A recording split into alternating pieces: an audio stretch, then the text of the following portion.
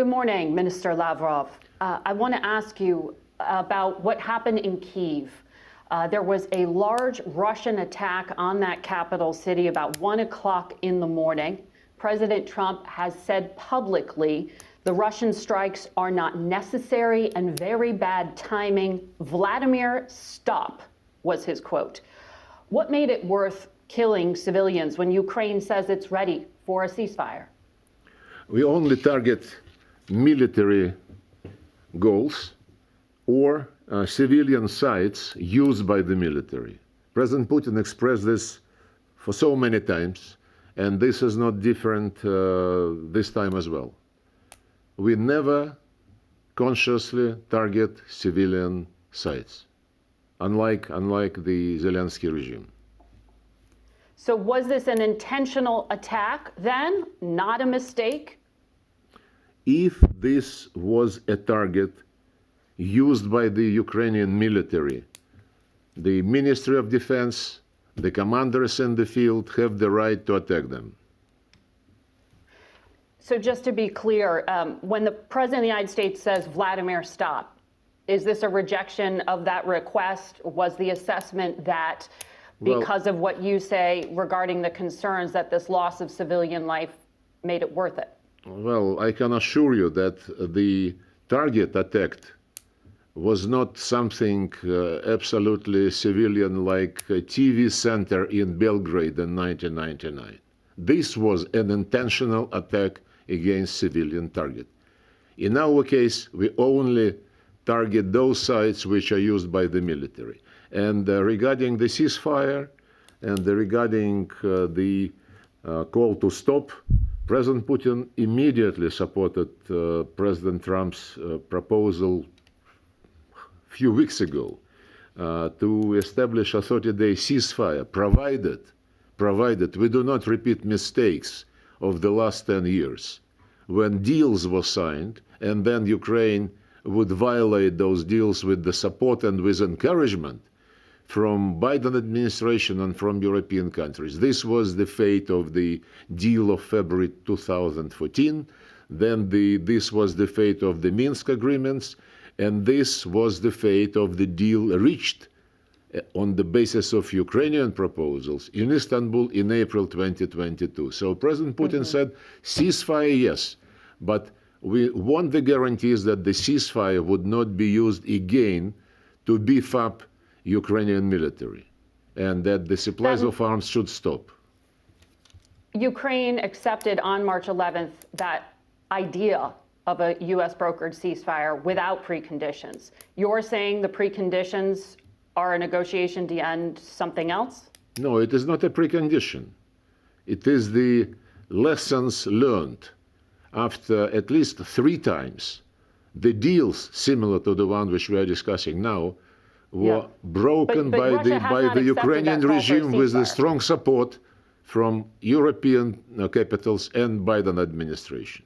If you want a ceasefire just to continue supply arms to Ukraine, so what is your purpose? Right. You know what Kaja Kallas and what's his name, Mark Rutte said about the ceasefire the NATO and the Secretary General settlement. and the European Union.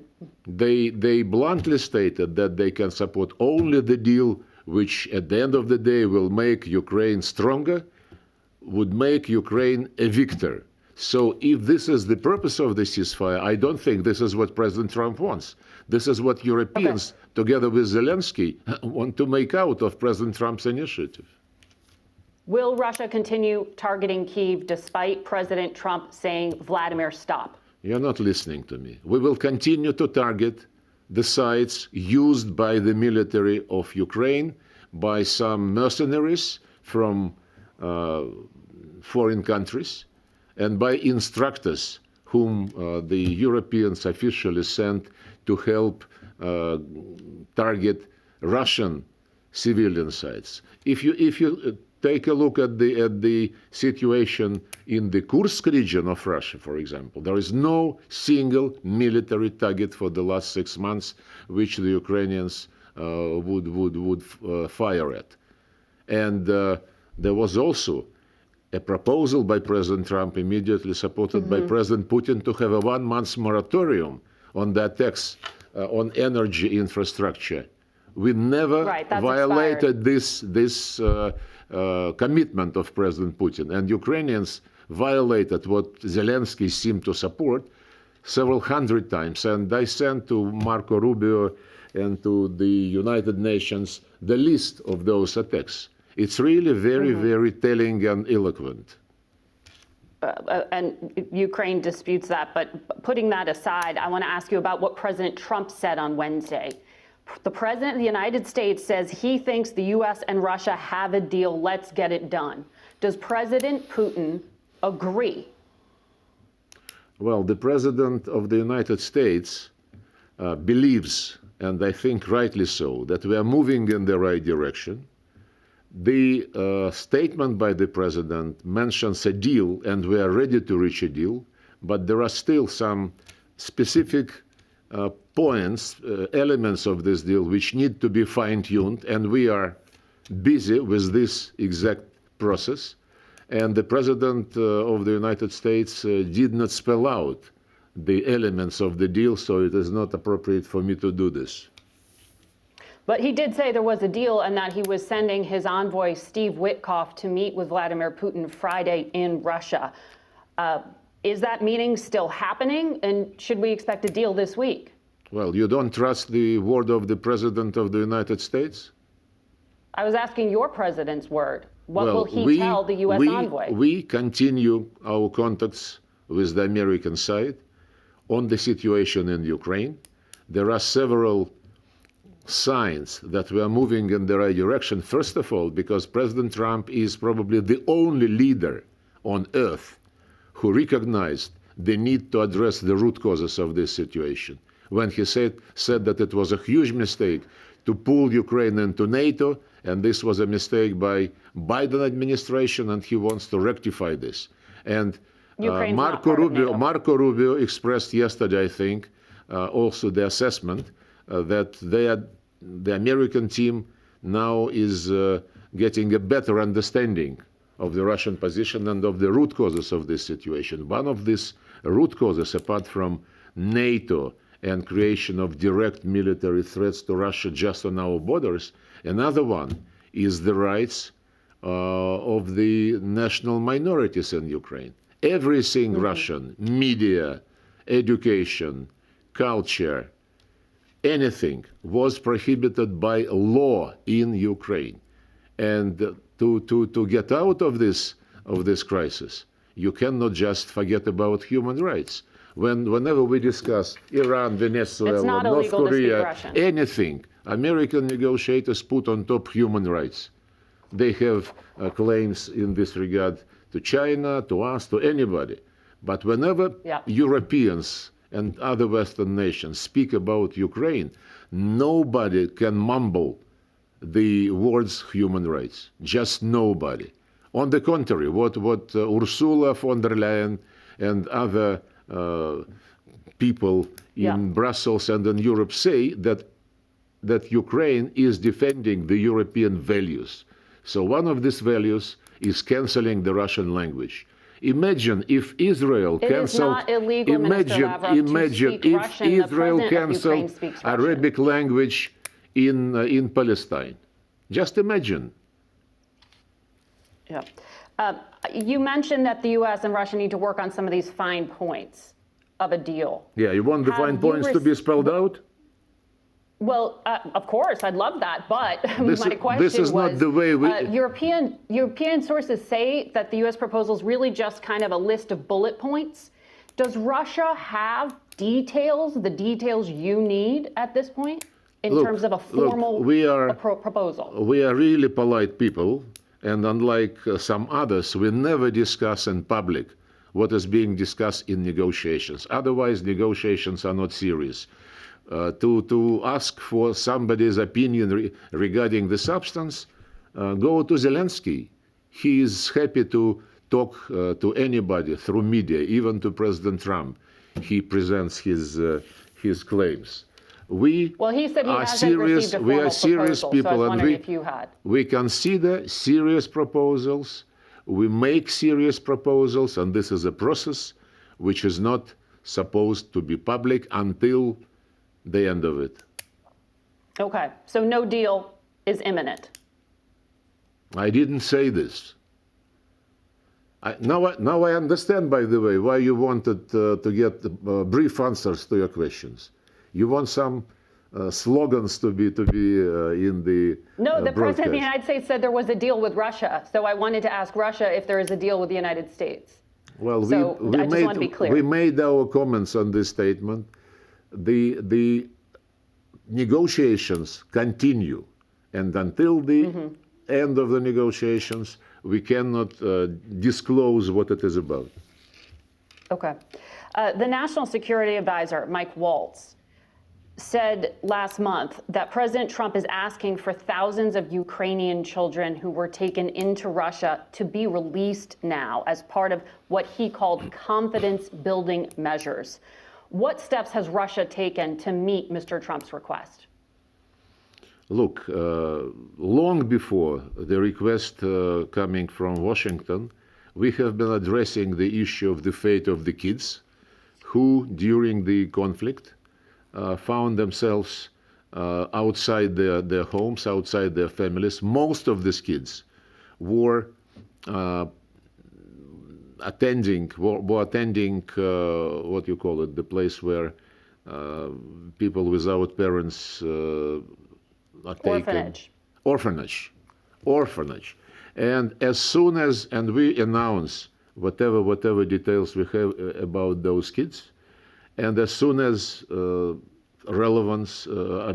parents or other relevant relatives make themselves available, they are getting the kids back. This has been the process for the last almost 3 years between the ombudsman of Russia and Ukraine.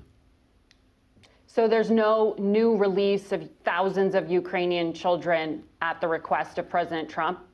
No, there was nobody knows why some experts advise the president about thousands of Ukrainian children.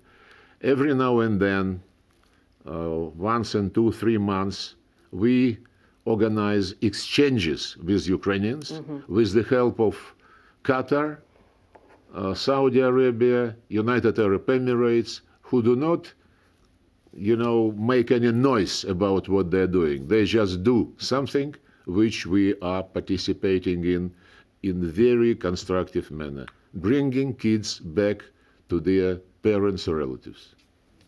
But what confidence-building measure can Russia offer now, particularly after this strike in Kyiv, where the President of the United States is saying, Vladimir, stop? How do you convince the United States that Russia is actually serious about peace? Well, confidence-building measures have been plentiful in the last 10 years. I mentioned a deal in February. The strike was overnight. You want a brief answer, right? As I understand from your initial words. Or you want an answer which is explaining the situation. The proposal by President Trump on 30 days moratorium on the strikes against energy infrastructure was supported by President Putin and observed strictly. This was a confidence-building measure against the policy and action taken by Zelensky regime. As I said several hundred times, civilian energy infrastructure was struck. Another confidence-building measure was the proposal of President Trump and his team to resume the deal on Black Sea. And the delegations met in Istanbul, in Riyadh. The delegations exchanged the views how this can be implemented in practical terms, and the proposals made by Russia are being considered by the United States. There are many other examples about confidence-building measure, but if you believe that it's only Ukraine who is interested in confidence building, I think a short answer would be this is an illusion. Do you take President Trump at his word when he says if Russia is unable to make a deal on ending the bloodshed in Ukraine, he'll put secondary tariffs, I think he means sanctions there, on oil coming out of Russia? Or do you think that at this point, the relationship between Russia and America has been rebuilt and that won't happen? Well, I cannot comment on what you think President Trump meant when he said something.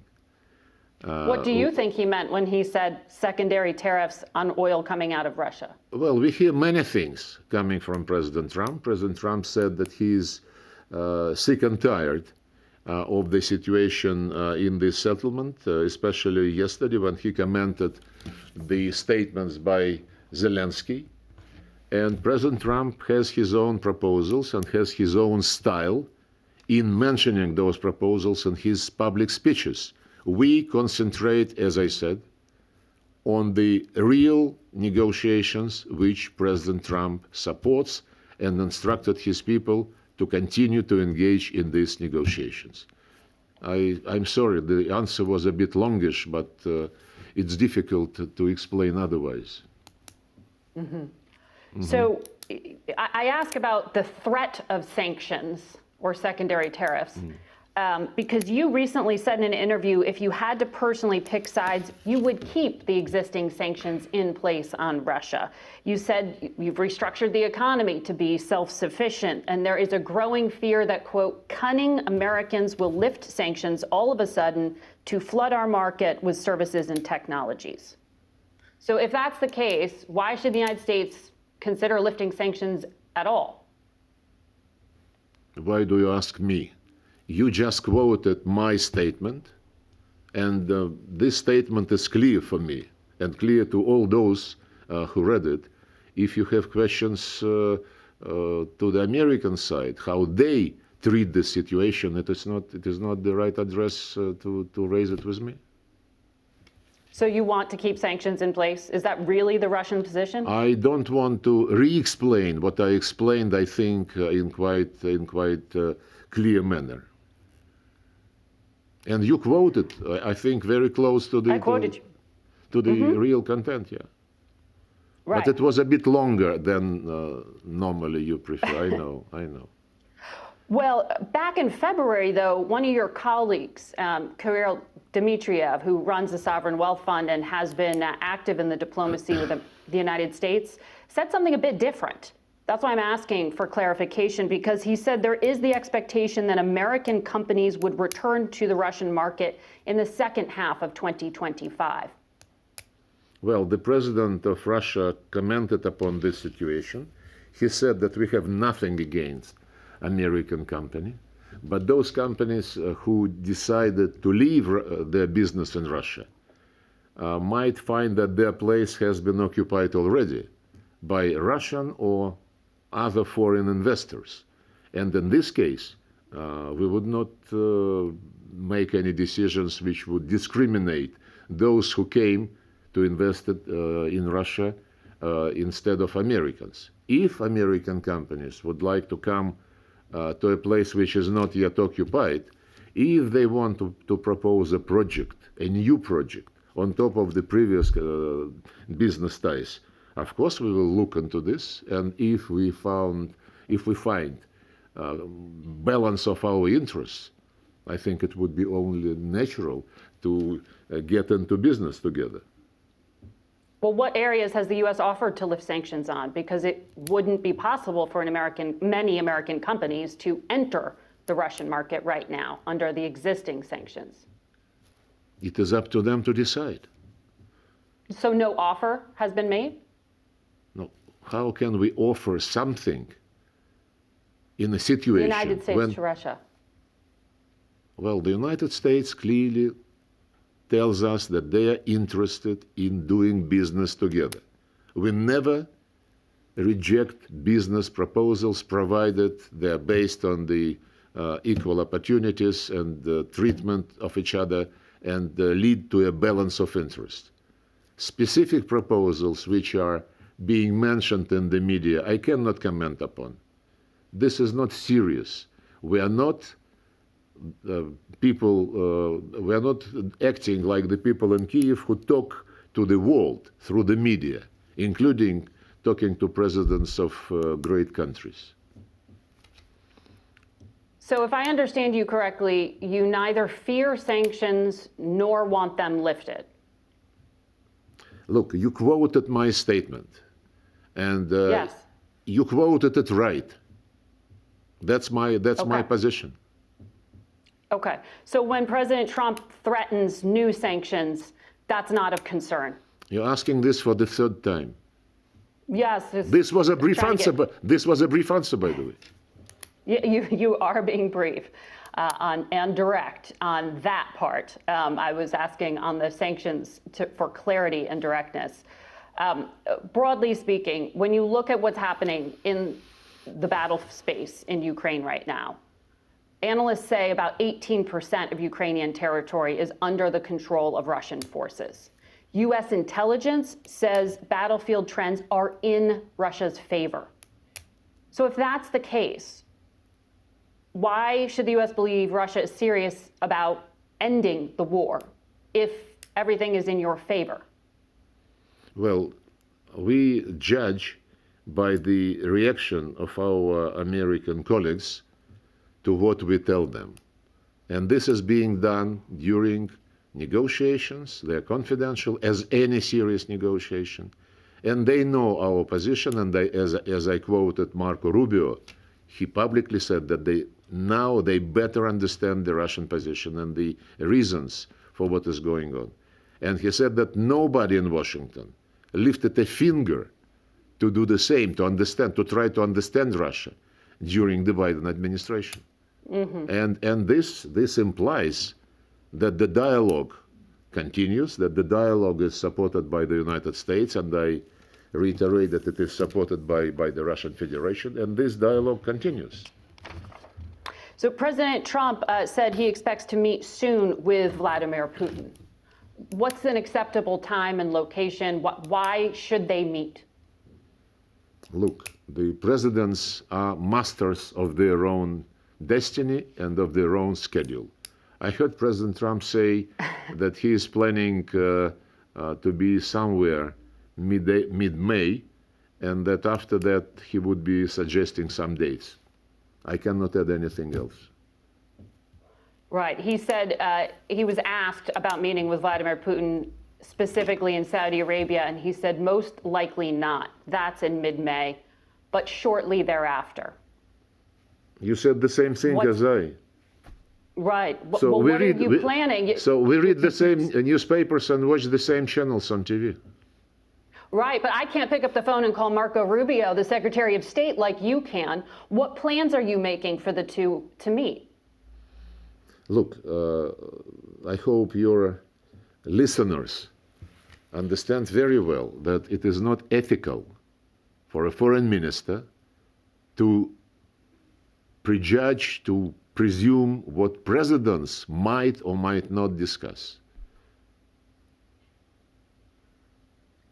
But you think it would be good for the two leaders to meet soon? Do you expect that's what Envoy Witkoff is negotiating? We're always in favor of meeting with people who are ready for a dialogue. President Putin repeated this thousands of times. And when we met in Riyadh, together with President Putin's foreign policy advisor Ushakov, with Marco Rubio and Mike Waltz, the American colleagues clearly stated that the U.S. policy is based firmly on U.S. national interests.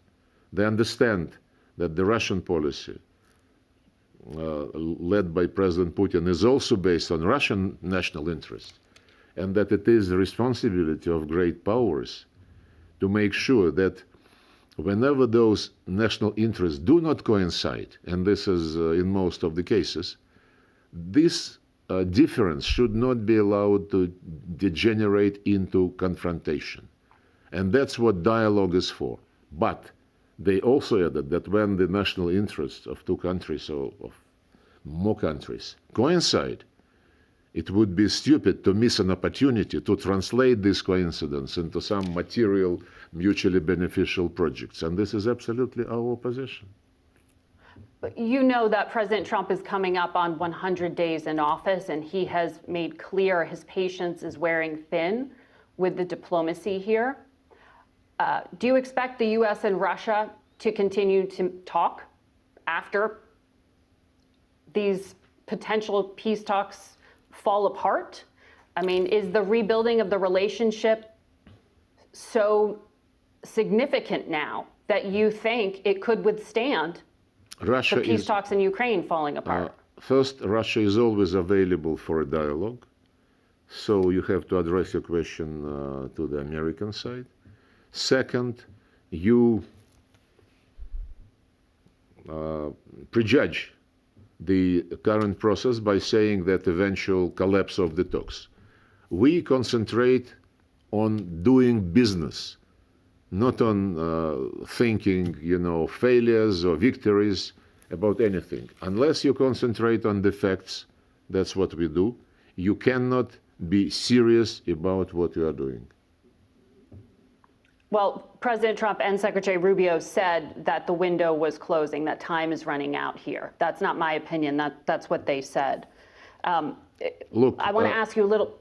No, go ahead. Sorry. Wait a second. I just quoted Marco Rubio, who yesterday said about better understanding of the Russian position. So maybe you missed that. Well, he also said a decision in days needed to be made, and that the U.S. has other things to focus on. No, we understand the impatience, because in the American culture, you create expectations, and you ignite tension around those expectations. This does not help to do real politics. But in our case, as I said, we are always ready for dialogue, ready for negotiations, and we would not, begin by banking on a failure. This would be a characteristic of bad deal makers, inexperienced deal makers. Mm-hmm. Others in the Russian government have proposed that the U.S. and Russia could work together in the Arctic. Are there specific areas of discussion for cooperating right now? You always want me to disclose things. Well, this was a public statement. Things which might be discussed by respective officials of Russia and the United States, by those who are responsible for trade, economic cooperation, investments, and so on and so forth. How do you expect a participant of negotiations which are still to reach some kind of specific understanding to disclose details in public? It is not serious. I'm asking what you think the potential is. I read President Trump's book, The Art to Make a Deal, and he doesn't advise to disclose information before it's time. Respectfully, President Trump speaks quite a lot about the things he would like to do with Russia and opportunities to work together. I understand you don't want to. On the specific things President Trump has said in public, one of the things he brought up is that the U.S. could work with Ukraine to operate the largest nuclear power plant in Europe, which is in an area, Zaporizhzhia. Russians control that area right now. Do you agree with President Trump's public statements that the best security would be for the U.S. and Ukraine to operate that together? No, we never received such an offer.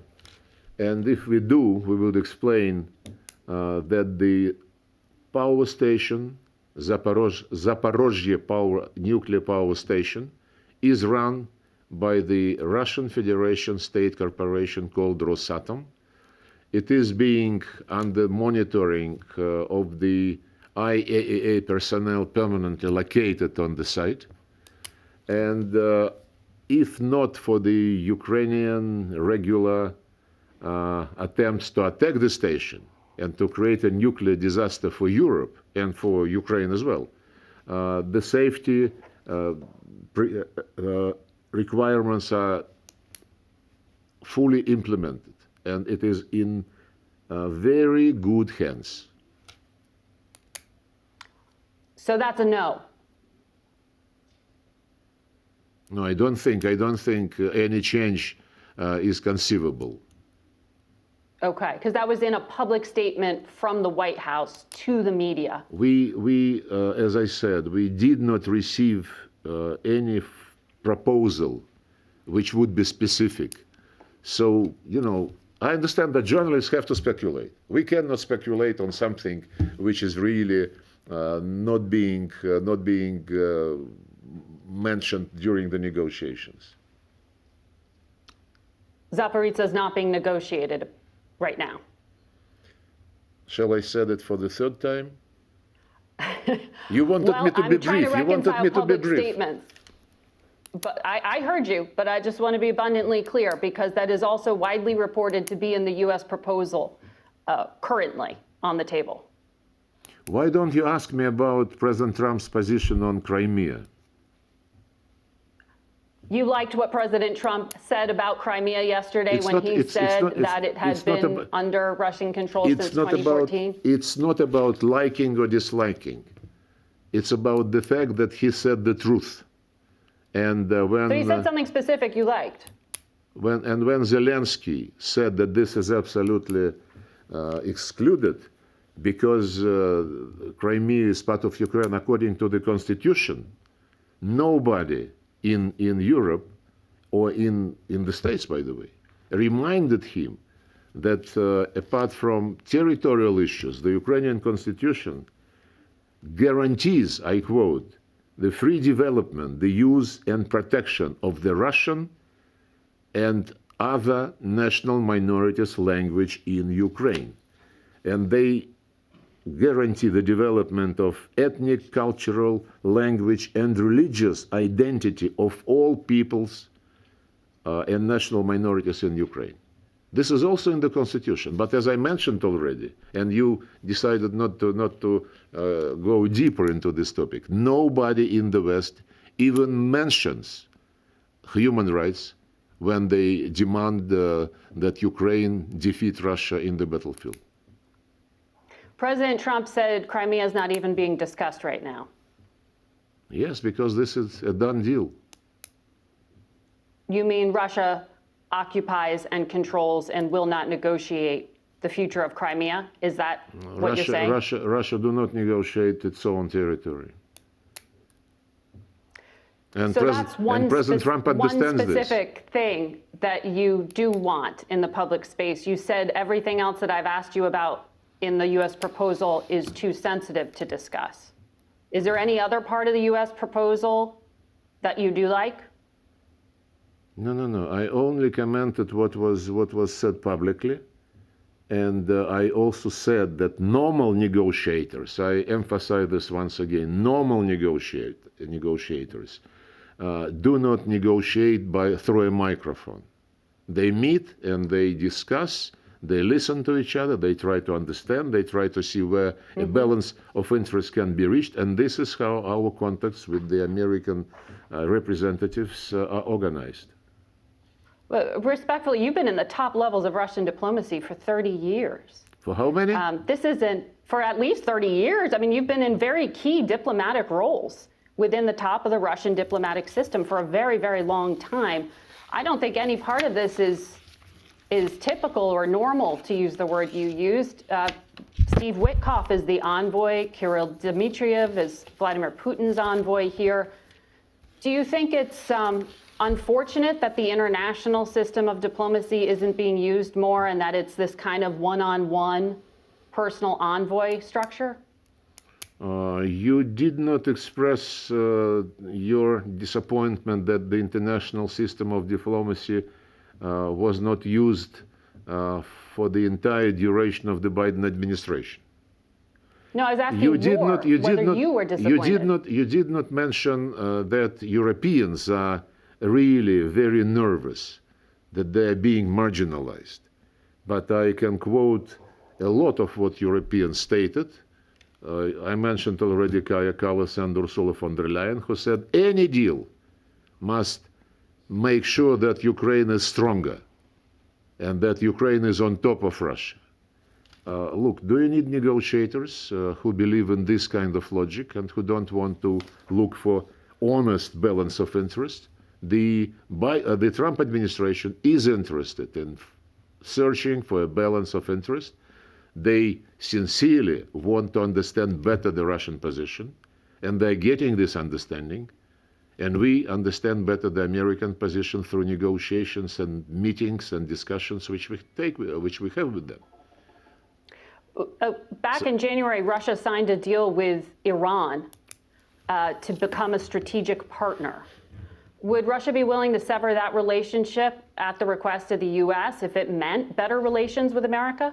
There was never any request like this, and we welcome the process which was initiated between the United States and Iran. We are ready to be helpful if parties believe this can be the case, and they know this. You were the negotiator back in 2015 on behalf of Russia for that landmark international agreement, the JCPOA. And part of how Russia was helpful was destroying Iran's enriched nuclear material. Is that an offer you would do again? We were not involved in destroying Iran's nuclear material. Disposing. The part of the deal was to move some amount of this material to Russia for keeping. Okay, so not destroying but keeping. Would you keep Iran's enriched nuclear material that they've made in the past few years? Is that an offer to the U.S.? We are not putting our nose in the negotiations between two countries, one of which is not Russia. And I said very clearly, I believe, but you wanted a brief answer, I will have to be longer, since it is not probably getting through. We welcome the dialogue between the U.S. and Iran. We would be certainly ready to help if both parties believe this is going to be useful, and they know that we are ready. Mm-hmm. Well, back then there were sanctions and pressure at the UN. It's a very different dynamic now. I want to ask you quickly about nuclear weapons because Russia is such a nuclear powerhouse. According to U.S. intelligence, Russia is developing a new satellite meant to carry a nuclear weapon, which would knock out other satellites and devastate the U.S. if it's used. That's in publicly published material. Does Russia intend to violate past treaties and actually put a nuclear weapon in space? Well, before asking this question, you have to check whether this is true or not, what your military... This is what U.S. intelligence says. U.S. intelligence... I was listening to President Trump about his views of what is the list of achievements of U.S. intelligence, and I have my own facts on which I rely. We have been promoting for many years in the United Nations a resolution prohibiting putting any nuclear weapons into outer space. The country which is categorically against it is the United States. At the same time, the United States promotes an approach according to which they want to prohibit putting conventional weapons in outer space. And they cannot answer the question, does this mean that nuclear weapons they would be planning to move to the orbit? So my answer is very clear. We have been championing in the United Nations a legal prohibition of placing any nuclear weapons in outer space. And the United States, at least during the Biden administration, this was the case. They were categorically against it. It was the Trump administration's intelligence community that published those findings just a few weeks ago. Are you saying the Trump administration's intelligence community findings are incorrect in regard to Russia developing a new satellite meant to carry a nuclear weapon? We denied those allegations. We once again, cannot help repeating, have been promoting for years in the United Nations a treaty, not a declaration, a treaty prohibiting placing weapons in outer space. And the United States is against it. I cannot comment about the validity of the intelligence reports, as I told you. We never received any facts which would confirm the allegations. Do you have any interest in arms control talks with the United States, with the Trump administration? It was the United States which broke the process of strengthening strategic stability. And as if the United States is willing to get back to this track, we would see what are the conditions under which this might be possible. As long as in the U.S. doctrinal documents, we are described as adversary, when the officials in Washington some time ago called us enemy. So we want to understand what Washington thinks of our relationship and whether Washington is ready for, I would emphasize once again, an equal, mutually respectful dialogue heading to finding a balance of interests. If this is the approach, everything is possible. Minister, we are coming up on time, but just before I let you go, from everything you laid out, I haven't heard from you that Russia is willing to make any concession on anything to date. No, my brief answer is you are wrong. What concessions has Russia offered? Wait a second, please. I have been emphasizing repeatedly in relation to Ukraine, in relation to strategic relations with the United States, I have been emphasizing our readiness to seek balance of interests. If this is not what your station considers readiness for negotiations, then I don't know how to be even less eloquent in trying to be brief in my answers. Well, there have been very clear, specific things said by the Trump administration, such as the vice president saying that the current lines of contact in Ukraine would freeze and end up fairly close to where troops are right now. Do you actually consider that a concession? I don't discuss publicly the details of what is being subject of negotiations. I understand that you love rumors, because rumors are played around. The Vice President of the United States said it on camera.